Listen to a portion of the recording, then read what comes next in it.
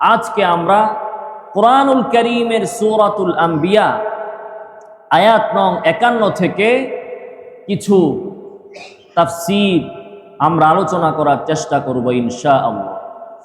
আল্লাহ সুবহানাহু ওয়া তাআলা বলতেছেন, ওয়ালাকাদ আতাইনা ইব্রাহিমা রুশদাহু মিন ক্বাবলু ওয়া কুন্না বিহি আলিমিন। আল্লাহ বলেন যে আমি ইব্রাহিমকে নবুয়তের পূর্বেই রুশদ হেদায়েত দান করেছিলাম। মুফাসসিরিনে কেরামের ব্যাখ্যায় বলেন রুশদ অর্থ হচ্ছে আন-নাযর ওয়াল ইস্তিদলাল, অর্থাৎ ইব্রাহিমকে সঠিক চিন্তা ফিকির করার শক্তি আমি তাকে দান করেছিলাম। স্বচ্ছ চিন্তা, সঠিক চিন্তা করার যোগ্যতা আমি তাকে দান করেছিলাম। কেমন চিন্তা, কেমন দর্শন দেখুন, সূরাতুল আনআমে এসেছে হযরত ইব্রাহিম আলাইহিস সালাতু ওয়াস সালাম ফালাম্মা জান্না আলাইহিল লাইলু রাআ কাওকাবা ক্বালা হাযা রাব্বি। যখন রাত হলো, তারকা উদিত হলো, ছোট্ট ইব্রাহিম তিনি তারকা দেখে চিন্তা করলেন এই তারকাই মনে হয় আমাকে সৃষ্টি করেছে, এই তারকাই মনে হয় আমার রব। যখন তারকা অস্ত গেল, ইব্রাহিম আলাইহিস সালাতু ওয়াস সালাম চিন্তা করলেন যে না, আমার রব তো কখনো অস্ত যেতে পারে না, তারকা আমার রব হতে পারে না। এরপর চাঁদ উদিত হলো, ইব্রাহিম আলাইহিস সালাতু ওয়াস সালাম চিন্তা করলেন হয়তো এই চাঁদই আমার রব। যখন চাঁদ অস্ত গেল, তিনি চিন্তা করলেন না, চাঁদ আমার রব হতে পারে না। এরপর যখন সূর্য উদিত হলো, ইব্রাহিম আলাইহিস সালাতু ওয়াস সালাম চিন্তা করলেন এই সূর্যই মনে হয় আমার রব। যখন সূর্য অস্ত গেল, ইব্রাহিম আলাইহিস সালাতু ওয়াস সালাম বললেন যে না না, সূর্য আমার রব হতে পারে না। যে জিনিস অস্ত যায়, যে জিনিসের স্থায়িত্ব নাই, সেই জিনিস কখনো আমার রব হতে পারে না। তো কেমন চিন্তা! ছোট্ট একজন মানুষ, সে চাঁদ দেখে, তারকা দেখে, সূর্য দেখে তার রবকে সন্ধান করতেছে। ইব্রাহিম আলাইহিস সালাতু ওয়াস সালাম ছাড়া পৃথিবীতে আর কোনো মানুষ আপনি ইতিহাসে পাবেন না যে তার রবকে খোঁজার জন্য চাঁদের মধ্যে চিন্তা করেছে, সূর্যের মধ্যে চিন্তা করেছে, তারকারাজির মধ্যে চিন্তা করেছে। আমাদের ছোট্ট বাবুরা যখন চাঁদ উঠে, আমরা তাদেরকে গল্প শোনাই, কবিতা শোনাই, আয় আয় চাঁদ মামা টিপ দিয়ে যায়, চাঁদের কপালে চাঁদ টিপ দিয়ে যায়। আর হযরত ইব্রাহিম চাঁদ দেখে কি চিন্তা করতেছেন, এই চাঁদ হয়তো আমার রব। যখন চাঁদ অস্ত গিয়েছে, তখন তিনি ভাবলেন না, এই চাঁদ আমার রব হতে পারে না। যে জিনিস অস্ত যায়, ওই জিনিস কখনো আমার রব হতে পারে না। চাঁদ নিয়ে কেউ রবকে চিন্তা করে না। পৃথিবীর সাহিত্যিকরা চাঁদের মধ্যে চিন্তা করে কবিতা বানায়, গল্প বানায়। পৃথিবীর প্রেমিকরা চাঁদের মধ্যে চিন্তা করে সেখানে তাদের প্রেমিকার সৌন্দর্য খুঁজে পায়। দার্শনিকরা চাঁদ দেখলে তাদের দর্শন তারা সৃষ্টি করে, আবিষ্কার করে। কিন্তু ইব্রাহিম আলাইহিস সালাতু ওয়াস সালামকে আল্লাহ তাআলা কেমন হেদায়েত দিয়েছিলেন, কেমন রুশদ এবং চিন্তা করার ক্ষমতা দিয়েছিলেন যে নবুয়তের পূর্বে সেই ছোট্ট ইব্রাহিম চাঁদ দেখে চিন্তা করতেছেন যে হয়তো এটা আমার রব, তারকা দেখে চিন্তা করতেছেন হয়তো এটা আমার রব, সূর্য দেখে চিন্তা করতেছেন এটা আমার রব। শৈশব থেকেই তিনি তার রবের সন্ধানে নিজেকে তিনি নিয়োগ করেছেন, নিয়োজিত করেছেন। আল্লাহ সুবহানাহু ওয়া তাআলা বলেন ইব্রাহিম আলাইহিস সালাতু ওয়াস সালাম তার পিতাকে এবং তার সম্প্রদায়কে, নমরুদকে এবং তার সম্প্রদায়কে বললেন, মা হাযিহিত তামাসিল আল্লাতী আনতুম লাহা আকিফুন। ইব্রাহিম আলাইহিস সালাতু ওয়াস সালাম তার সম্প্রদায়কে বললেন, হে আমার সম্প্রদায়ের লোকেরা, তোমরা এই যে মূর্তি পূজা করছো, জড় পদার্থ, পাথরের তৈরি এই মূর্তিগুলোর সামনে তোমরা মাথা নত করছো, এগুলো তোমাদের লাভও করতে পারে না, তোমাদের ক্ষতিও করতে পারে না, কথাও বলতে পারে না, তোমাদের কথা শোনারও ক্ষমতা রাখে না। তাহলে এই সকল জিনিসের উপাসনা যে তোমরা করছো, ইবাদত যে তোমরা করছো, এর কি যুক্তিকতা আছে, এর কি বৈধতা আছে, এর কি বিবেক দিয়ে তোমরা এগুলো করছো? ইব্রাহিম আলাইহিস সালাতু ওয়াস সালাম তার জাতিকে এই প্রশ্ন করলেন।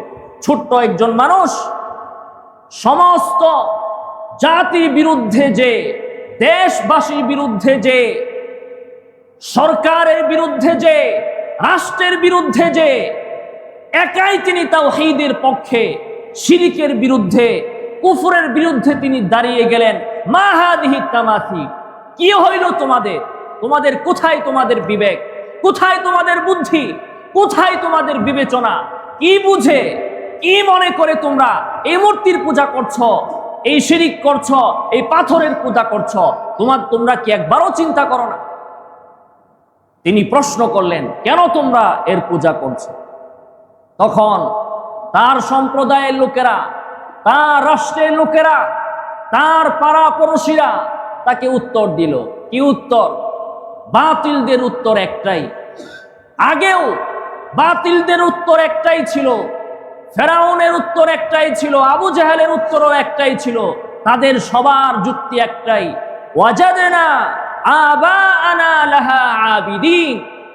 আমরা জানি না আমরা এগুলোর কেন পূজা করি, আমাদের বাপ দাদাদেরকে আমরা এভাবে পূজা করতে দেখেছি, আমরাও সেটা করে যাচ্ছি, এছাড়া আমাদের আর কোনো যুক্তি নাই।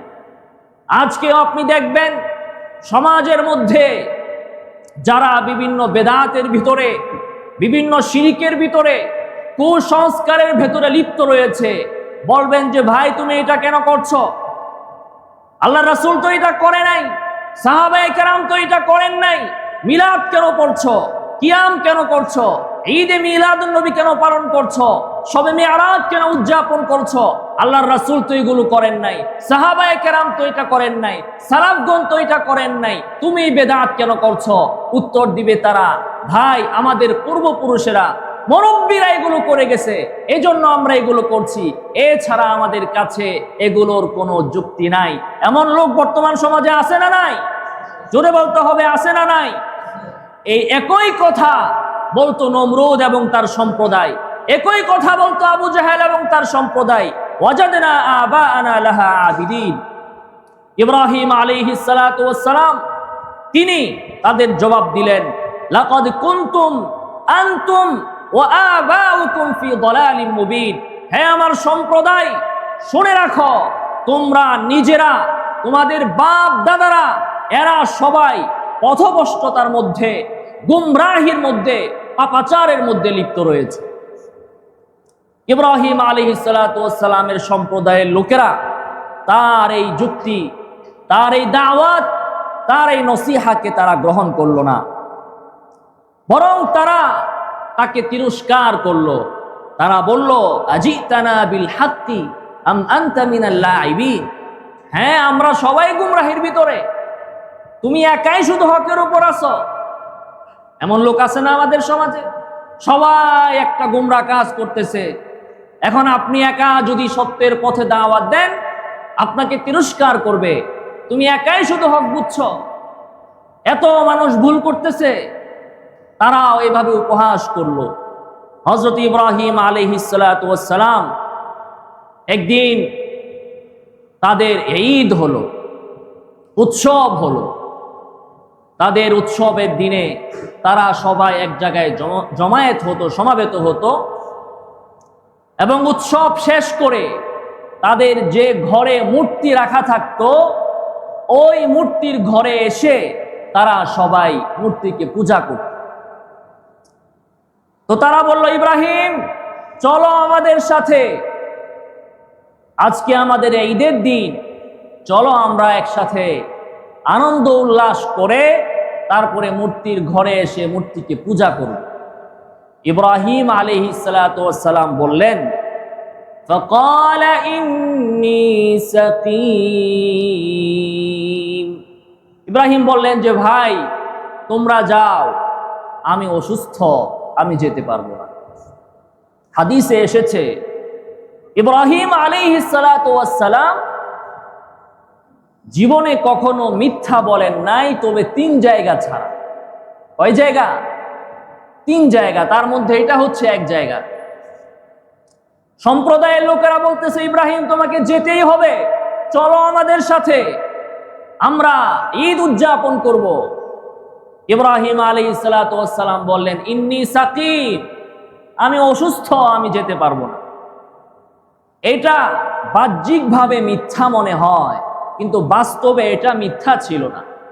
একজন মুমিন সে যখন দেখবে তার সম্প্রদায়ের লোকেরা শিরিকের মধ্যে লিপ্ত রয়েছে, কুফরের মধ্যে লিপ্ত রয়েছে, মূর্তি পূজার মধ্যে লিপ্ত রয়েছে, এই পরিস্থিতি দেখে কোন মুমিন কি সুস্থ থাকতে পারে?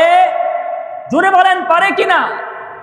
মান রাআ মিনকুম মুনকারান ফালইউগাইয়িরহু বিয়াদি ফাইন লাম ইস্তাতি' ফাবিলিসানি ফাইন লাম ইস্তাতি' ফাবিকলবি ওয়া যালিকা আযআফুল ঈমান।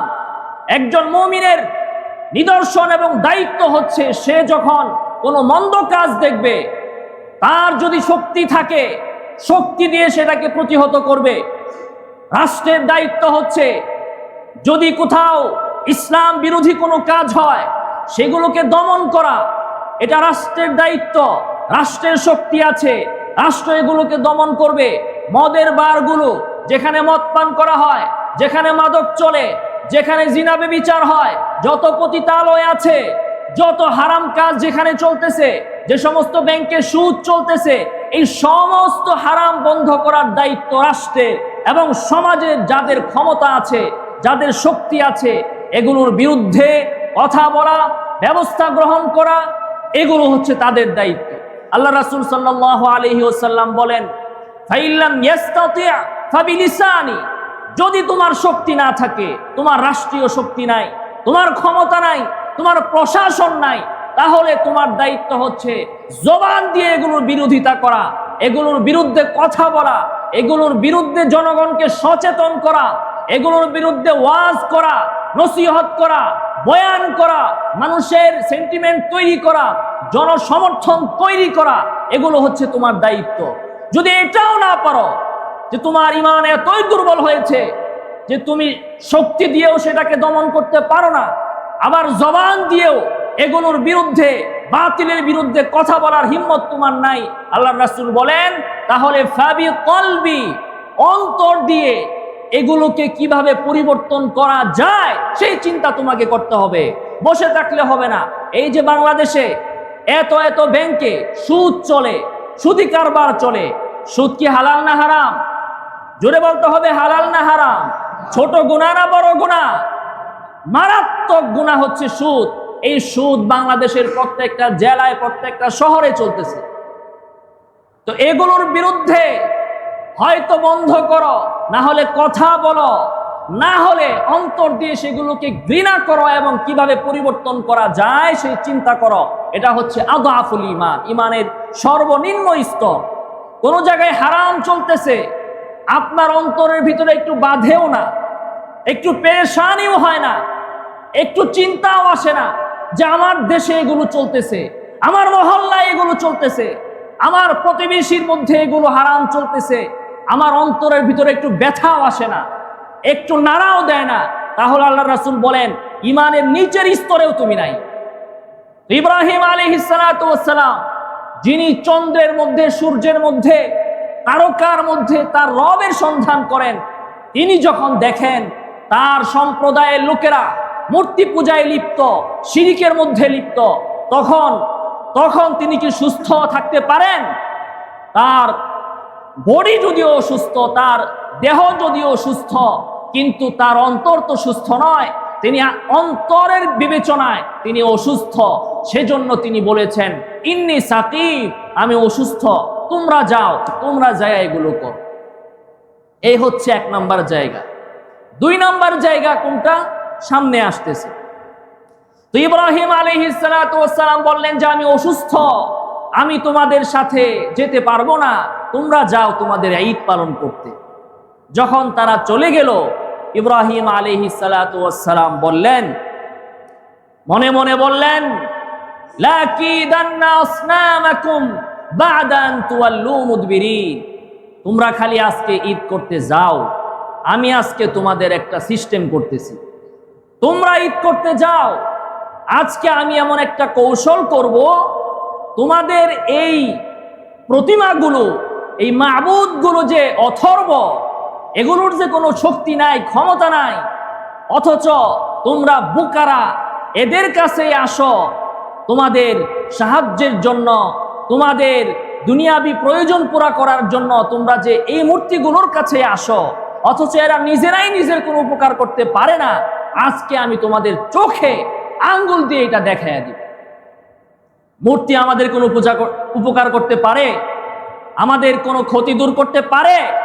আজকেও আমাদের সমাজের ভিতরে কিছু মুসলমান আছে নিজের কোনো প্রয়োজন পুরা করার জন্য, সন্তান চাওয়ার জন্য, ধন সম্পদের জন্য কোথায় যায়? কবরে, পীর সাহেবের কবরে যেয়ে চায়, মাজারে যেয়ে চায়, মাজারে যেয়ে মান্নত করে, মুর্দার কাছে চায়, মরা কবরের সামনে যেয়ে নিজের হাজত পেশ করে। নাউজুবিল্লাহি মিন যালিক। যে কবরের ভিতরে আছে তিনি নিজেই তো নিজের কোনো উপকার করার ক্ষমতা রাখেন না, আপনার উপকার তিনি কিভাবে করবেন?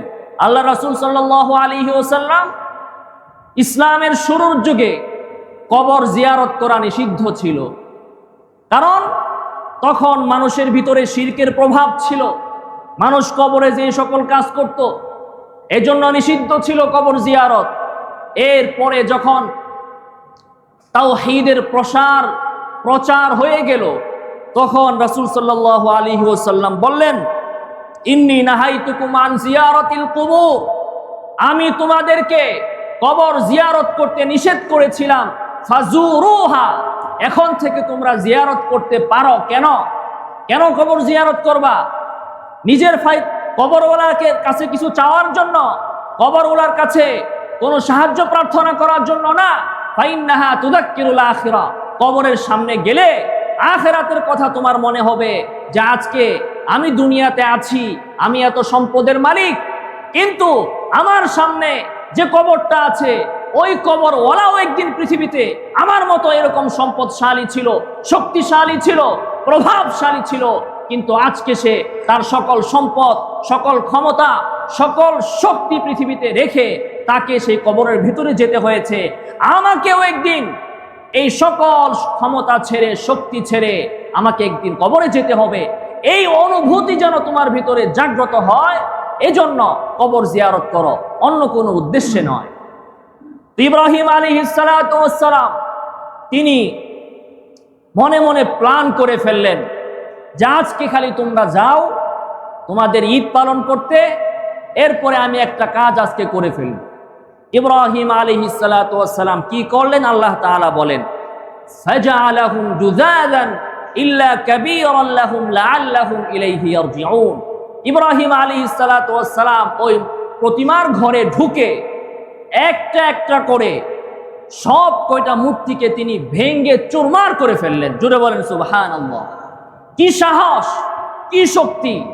সারা দেশের বিরুদ্ধে, জাতির বিরুদ্ধে, রাষ্ট্রের বিরুদ্ধে একা একজন বালক দাঁড়িয়ে গেল মূর্তির বিরুদ্ধে, তাওহীদের পক্ষে সব কয়টা মূর্তিকে তিনি ভেঙ্গে চুরমার করে ফেললেন।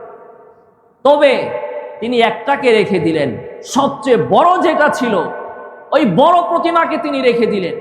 কেন? আল্লাহ সুবহানাহু ওয়া তাআলা বলতেছেন, লাআল্লাহুম ইলাইহি ইয়ারজিউন। এখানে মুফাসসিরগণ দুইটা ব্যাখ্যা করেছেন।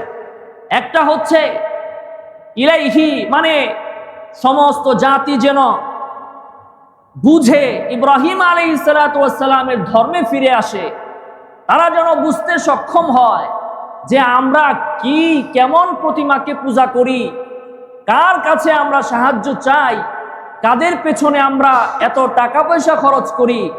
যে নিজেই নিজেকে হেফাজত করতে পারে না, সে আমাকে কিভাবে হেফাজত করবে, সে আমাদের কিভাবে মঙ্গল করবে, এই সঠিক বুঝ যেন তাদের ভেতরে জাগ্রত হয় এবং এরা যেন ইব্রাহিমের ধর্মে, দ্বীনে ফিরে আসে। এই জন্য ইব্রাহিম আলাইহিস সালাতু ওয়াস সালাম বড়টাকে মারলেন না, তিনি সবগুলো ভেঙ্গে চুরমার করে ওই শাবলটা ওই বড় মূর্তির ঘাড়ে ঝুলিয়ে দিলেন। এই হচ্ছে এক ব্যাখ্যা। দ্বিতীয় ব্যাখ্যা হচ্ছে তিনি বড়টাকে রেখে দিলেন যেন সবাই বড়টার কাছে আসে। যে কি হইল, তুমি বড়টা থাকতে এই ছোটগুলোর এই দশা কেমনে হইল। সবাই যেন বড় মূর্তিটার কাছে ফিরে আসে। তো ওনার সম্প্রদায়ের লোকেরা পূজা ঈদ উদযাপন শেষ করে যখন ফিরে এসে দেখলো, হাই হাই সর্বনাশ, সর্বনাশ, মূর্তিগুলো সব শেষ, চুরমার। তো বলল, মান ফাআলা হাযা বিআলিহাতিনা ইন্নাহু লামিনাল যালিমিন, নিশ্চয় যে কুলাঙ্গার, যে অপদার্থ আমাদের এই মূর্তিগুলোকে ভেঙেছে, নিশ্চয় সে মস্ত বড় জালেম, নিশ্চয় সে অনেক খারাপ মানুষ, মন্দ মানুষ।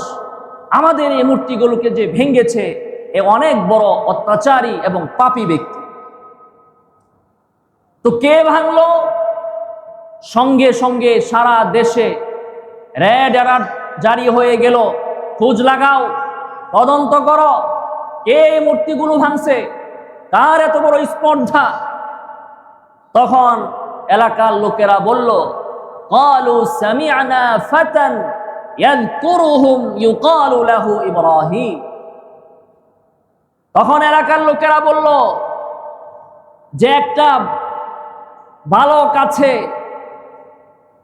এরে দেখি সব সময় সে আমাদের প্রতিমাগুলোর সমালোচনা করে, এর নাম হচ্ছে ইব্রাহিম, সম্ভবত সেই এই কাজটা করে থাকতে পারে। সঙ্গে সঙ্গে নমরুদ নির্দেশ জারি করলো, ফাতু বিহি আলা আয়ুনিন নাস লাআল্লাহুম ইয়াশহাদুন।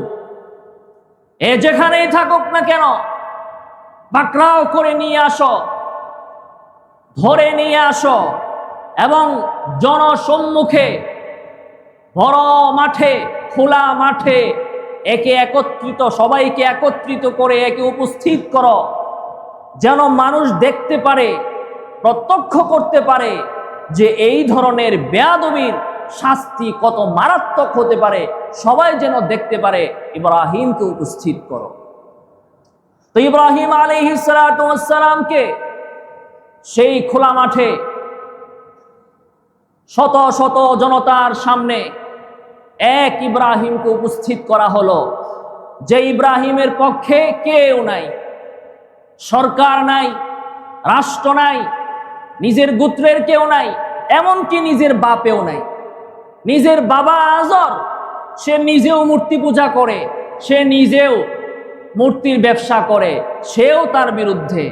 আপনি চিন্তা করেন, এমন এক পরিস্থিতিতে আপনি আমি যদি পড়তাম তাহলে আমাদের অবস্থা কেমন হতো, কয় সেকেন্ড টিকতে পারতাম সমস্ত জাতির বিরুদ্ধে। আজকে আমরা যারা ইব্রাহিম আলাইহিস সালাতু ওয়াস সালামের সন্তান বলে নিজেদেরকে দাবি করি, আজকে আমরা যারা এই কথা স্বীকার করি, মিল্লাতা আবিকুম ইব্রাহিম, যে আমাদের জাতির পিতা হচ্ছেন ইব্রাহিম আলাইহিস সালাতু ওয়াস সালাম, কথা ঠিক কিনা? মুসলমানের জাতির পিতা কে? তো যারা আমরা এই কথা স্বীকার করি, ইব্রাহিম আলাইহিস সালাতু ওয়াস সালামের এই ঘটনা থেকে আমাদের এই শিক্ষা যে হে ইব্রাহিমের সন্তানেরা, পৃথিবীর সমস্ত মানুষ, পৃথিবীর সমস্ত জনগণ, রাষ্ট্র, সরকার, মন্ত্রী, এমপি, চেয়ারম্যান, মেম্বার, তোমার প্রতিবেশী, তোমার বাবা মা, সবাই যদি মূর্তি পূজায় লিপ্ত হয়, শিরকের মধ্যে লিপ্ত হয়, কুফরের মধ্যে লিপ্ত হয়, তারপরেও মূর্তির সামনে মাথা নত করা যাবে না, বাতিলের সাথে আপোষ করা যাবে না, তাওহীদ থেকে এক চুল পরিমাণও বিচ্যুত হওয়া যাবে না। এটাই হচ্ছে ইব্রাহিম আলাইহিস সালাতু ওয়াস সালামের এই ঘটনা থেকে শিক্ষা। ইব্রাহিম আলাইহিস সালাতু ওয়াস সালামের এই ঘটনা আমাদেরকে এই শিক্ষাই দিচ্ছে, আজকে যদি বাংলাদেশে সমস্ত জনগণ বিজাতীয় সংস্কৃতিতে নিজেদের ঘা ভাসিয়ে দেয়, নিজেদের গা ভাসিয়ে দেয়, আজ যদি আপনার প্রতিবেশী, আপনার পরিবার, আপনার ফ্যামিলি পহেলা বৈশাখের মতো এই ধরনের হিন্দুয়ানি সংস্কৃতিতে নিজেদেরকে নিয়োজিত করে দেয়, সেখানেও আপনাকে এই বিশ্বাস লালন করতে হবে যে আমার ধর্মের মধ্যে, আমার ডিকশনারির মধ্যে, আমার দ্বীনের মধ্যে পহেলা বৈশাখ নামে কোনো কিছু নাই। আমার দিন বলে আমার ঈদ হচ্ছে ঈদুল ফিতর, ঈদুল আযহা। আমার ঈদ হচ্ছে ইয়াউমে আরাফা। আমার ঈদ হচ্ছে ইয়াউমুল জুমআ। পহেলা বৈশাখের সাথে আমার কোনো সম্পর্ক নাই। এ কথা যে ব্যক্তি আজকে বলতে পারবে সেই হচ্ছে ইব্রাহিম আলাইহিস সালাতু ওয়াস সালামের প্রকৃত সন্তান। আর যে ব্যক্তি আজকে জাতির সাথে সম্প্রদায়ের সাথে গা ভাসিয়ে দিবে সে হচ্ছে শুধু মুখে ইব্রাহিমকে নিজের জাতির পিতা বলে দাবি করবে, বাস্তবে তার পিতার আদর্শ তার ভিতরে বিন্দু মাত্র নাই। আজকে সমস্ত দেশ যদি শহীদ মিনারে যে ফুল নিয়ে মাথা নত করে নীরবে দাঁড়িয়ে মৃত ব্যক্তির প্রতি সম্মান প্রদর্শন করে, আজকে যদি পৃথিবীর সকল মানুষ একটা লাশের সামনে দাঁড়িয়ে নীরবতা পালন করে মৃত ব্যক্তির প্রতি শ্রদ্ধা পোষণ করে, কিন্তু যে ব্যক্তি প্রকৃত ইব্রাহিম আলাইহিস সালাতু ওয়াস সালামের সন্তান সে চিন্তা করবে আমার মন্ত্রিত্ব যাক, আমার এমপিত্ব যাক, আমার মাতবরি যাক, আমার চেয়ারম্যানগিরি যাক, আমার ইসলাম আমাকে এই শিক্ষা দেয় না যে মৃত ব্যক্তির সামনে 1 মিনিট আমাকে মাথা নত করে নীরবে দাঁড়িয়ে থেকে তার প্রতি শ্রদ্ধা জানাতে হবে।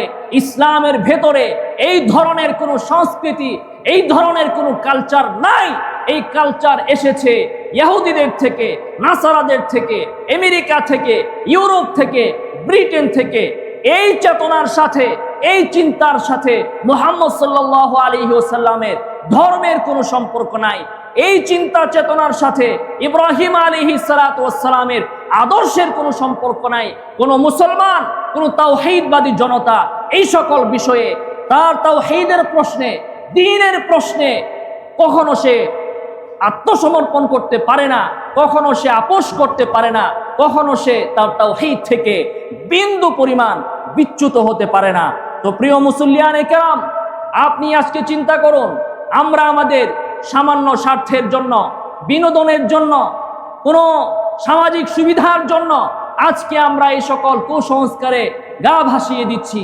কিন্তু দেখেন ইব্রাহিম আলাইহিস সালাতু ওয়াস সালাম, সমস্ত জাতি এক পাশে, ইব্রাহিম আলাইহিস সালাতু ওয়াস সালাম এক পাশে। জিজ্ঞাসা করা হলো আনতা ফাআলতা হাযা বিআলিহাতিনা ইয়া ইব্রাহিম, ইব্রাহিম এই কাজ কে করেছে? এই মূর্তিগুলোকে কে ভেঙেছে? এই কাজ কি তুমি করেছো? তখন ইব্রাহিম আলাইহিস সালাতু ওয়াস সালাম বললেন, কি বললেন? ওই হাদিসে বলা হয়েছে তিনি জীবনে 3টা মিথ্যা কথা বলেছেন, বাহ্যিকভাবে মিথ্যা মনে হয়, তার মধ্যে এটা হচ্ছে দ্বিতীয়টা। ইব্রাহিম আলাইহিস সালাতু ওয়াস সালাম বললেন, আমি এগুলো ভাঙবো কেন? বাল ফাআলাহু কাবীরুহুম হাযা ফাসআলুহুম ইন কানু ইয়ানতিকুন। ইব্রাহিম আলাইহিস সালাতু ওয়াস সালাম বললেন, এই বড়টারে যে জিজ্ঞাসা করো, বড়টাই তো ভাঙছে। ওই যে কেমনে বড়টা ভাঙছে? বড়টা চিন্তা করছে আমি বড় থাকতে কেন এরা ছোটগুলোর পূজা করে, বড়টার সহ্য হয় নাই, এই জন্য বড়টা ভেঙে ফেলছে। ইব্রাহিম আলাইহিস সালাতু ওয়াস সালাম বুঝালেন, চিন্তা করে দেখো, তোমাদের রব, তোমাদের স্রষ্টা, তোমরা যদি এইভাবে ছোট বড় মূর্তি বানিয়ে পূজা করো তাহলে তোমাদের রব তোমাদের প্রতি তাহলে কেমন অসন্তুষ্ট হবেন যে আমি তোদেরকে সৃষ্টি করলাম আর তোরা নিজের হাতে একটা সৃষ্টি বানায়া ওই মাখলুকের তোরা পূজা করিস। ইব্রাহিম আলাইহিস সালাতু ওয়াস সালাম বললেন, এই ছোট করে জিজ্ঞাসা করো, যদি এরা কথা বলতে পারে এদেরকে জিজ্ঞাসা করো তাদেরকে কে ভাঙছে। বুঝালেন ইব্রাহিম আলাইহিস সালাম, এরা তো কথা বলতে পারে না, এরা তো কথা বলতে পারে না, তাহলে যে জিনিস কথা বলতে পারে না এটাকে পিটাইছে সেটাও কইতে পারে না, এটাকে মারছে সেটাও কইতে পারে না, নিজে নিজের উপকার করতে পারে না, নিজের উপর আক্রমণ নিজে ঠেকাতে পারে না, নিজের কল্যাণ নিজে করতে পারে না, নিজের ক্ষতিও নিজে করতে পারে না, এই ধরনের অপদার্থ, এই ধরনের জড় পদার্থ তোমাদের কি উপকার করবে? এই কথা যখন বললেন, আর কোনো যুক্তি আছে? যুক্তি নাই। তখন এরা সবাই মাথা নত করে এর কোনো জবাব দিতে পারল না। ফারাজাউ ইলা আনফুসিহিম ফাকালু ইন্নাকুম আনতুমুয যালিমুন সুম্মা নুকিসু আলা রুউসিহিম লাকাদ আলিমতা মা হাউলা ইয়ানতিকুন। এই নির্লজ্জগুলো তখন ইব্রাহিমকে বলল, ইব্রাহিম এগুলো তুমি কি বলছো? তুমি তো ভালো করেই জানো এরা কোনো কথা বলতে পারে না, তো কেন বলতেছো যে এদেরকে জিজ্ঞাসা করতে? তুমিই বলো এগুলো কে বলছে, কে ভাঙছে? তখন ইব্রাহিম আলাইহিস সালাতু ওয়াস সালাম বললেন, আফাতা'বুদুনা মিন দুনিল্লাহ, যে তোমরা কি এমন পদার্থের উপাসনা করো আল্লাহকে বাদ দিয়ে, যে তোমাদের কোনো ক্ষতি করতে পারে না, তোমাদের কোনো উপকারও করতে পারে না। উফফিন লাকুম ওয়া লিমা তা'বুদুনা মিন দুনিল্লাহ, তোমাদের জন্য আফসোস, তোমাদের জন্য অনুশোচনা হয়, আফসোস হয়, ব্যথা লাগে, তোমাদের বিবেক বুদ্ধি বলতে তো কিছু নাই। তখন তার জাতি যখন যুক্তি দিয়ে প্রমাণ দিয়ে ইব্রাহিম আলাইহিস সালাতু ওয়াস সালামের কাছে হেরে গেল, তখন নমরুদ বলল, এক কাজ করো, বড় এক অগ্নিকুণ্ড তৈরি করো, আর সেই আগুনের ভিতরে ইব্রাহিমকে ফেলে দাও, তাহলে সমস্ত জাতি শিক্ষা পাবে আমাদের উপাসনা, আমাদের উপাস্যের সাথে এই ধরনের বেয়াদবির শাস্তি কি হয়ে থাকে। কিন্তু ইব্রাহিম আলাইহিস সালাতু ওয়াস সালাম সেই আগুনের সামনেও নিজেকে তাওহীদ থেকে এক চুল পরিমাণও পিছপা করেন নাই। আল্লাহ সুবহানাহু ওয়া তাআলা পুরস্কার স্বরূপ আগুনকে বলে দিয়েছেন, ইয়া নার কুনি বারদান ওয়া সালামান আলা ইব্রাহিম, আগুন ইব্রাহিমের জন্য তুমি শীতল হয়ে যাও এবং শান্তিদায়ক হয়ে যাও। মুফাসসিরিনে কেরাম বলেছেন, আল্লাহ তাআলা শুধু শীতল বলেন নাই, আগুনকে বলতেছেন শীতল হও। এসি যদি বেশি ঠান্ডা হয়ে যায় তখন আবার কষ্ট হয়ে যায়। আল্লাহ তাআলা বলছেন শীতল হবে, তবে সেটা হবে আরামদায়ক শীতল, সালামান, আরামদায়ক শীতল হয়ে যাও। ইব্রাহিম আলাইহিস সালাতু ওয়াস সালামকে জিজ্ঞাসা করা হয়েছিল, আপনার জীবনের সবচেয়ে আনন্দঘন মুহূর্ত, স্বস্তির মুহূর্ত, সবচেয়ে ভালো মুহূর্ত কোনটা ছিল? ইব্রাহিম আলাইহিস সালাতু ওয়াস সালাম জবাব দিয়েছেন, আমার জীবনের সবচেয়ে আনন্দে, সবচেয়ে শান্তি মুহূর্ত সেটি ছিল যখন আমাকে তাওহীদের উপর অবিচল থাকার কারণে আমাকে অগ্নিকুণ্ডে নিক্ষেপ করা হয়েছিল। ওই সময়টাই ছিল আমার জীবনের সবচেয়ে ভালো মুহূর্ত, সবচেয়ে উত্তম সময়। আজও যারা ইসলামের পথে থেকে আল্লাহর রাস্তায় জীবন দেন, জেলে নিক্ষিপ্ত হন, নির্যাতিত হন, তাদেরকে জিজ্ঞাসা করে দেখবেন, তারাও বলবে আমার জীবনের সবচেয়ে বড় প্রাপ্তি হচ্ছে যে আল্লাহর জন্য আমি জেলে 5 বছর থাকতে পেরেছি। আল্লাহর জন্য দ্বীনের উপর অবিচল অটল থাকার অপরাধে আমাকে এই জুলুমের শিকার হতে হয়েছে, এটাই হচ্ছে আমার জীবনের সবচেয়ে বড় প্রাপ্তি। এই জন্যই হাদিসে এসেছে, আল্লাহ রাসূল এবং তার সাহাবাগণ বলতেন, ওয়ালাস্তু উবালি হিনা উকতালু মুসলিমান আলা আই যামবিন কানা লিল্লাহি মাসরাই, যে আমি যদি মুসলিম অবস্থায় মৃত্যুবরণ করতে পারি তাহলে আমার কোনো চিন্তা নাই যে আমি কিভাবে মৃত্যুবরণ করলাম। আমাকে তরবারি দিয়ে হত্যা করা হলো, না পারমাণবিক বোমা মেরে হত্যা করা হলো, না আমাকে আগুনে পুড়ে হত্যা করা হলো, না আমাকে গ্রেনেড মেরে হত্যা করা হলো, আমার কোনো আফসোস নাই, আমার কোনো ভ্রুক্ষেপ নাই, আমার কোনো চিন্তার কারণ নাই যদি আমি মুসলমান অবস্থায় মৃত্যুবরণ করতে পারি। আল্লাহ সুবহানাহু ওয়া তাআলা আমাদেরকে মৃত্যু পর্যন্ত ঈমানের উপর, ইসলামের উপর, ইব্রাহিম আলাইহিস সালাতু ওয়াস সালামের আদর্শের উপর, কয়টা পর্যন্ত বয়ান? হ্যাঁ, শেষ। ইব্রাহিম আলাইহিস সালাতু ওয়াস সালামের আদর্শের উপর এবং মুহাম্মদুর রাসূলুল্লাহ সাল্লাল্লাহু আলাইহি ওয়াসাল্লামের দ্বীনের উপর অটল এবং অবিচল থাকার তৌফিক দান করুন, এবং আমাদের উপস্থিত সকলকে এবং আমাদের সকল আত্মীয় স্বজন পরিবারকে কালিমার সাথে ঈমানের উপর মৃত্যুবরণ করার তৌফিক দান করুন। আমিন। ওয়া আখিরু দাওয়ানা আনিল হামদুলিল্লাহি রাব্বিল আলামিন।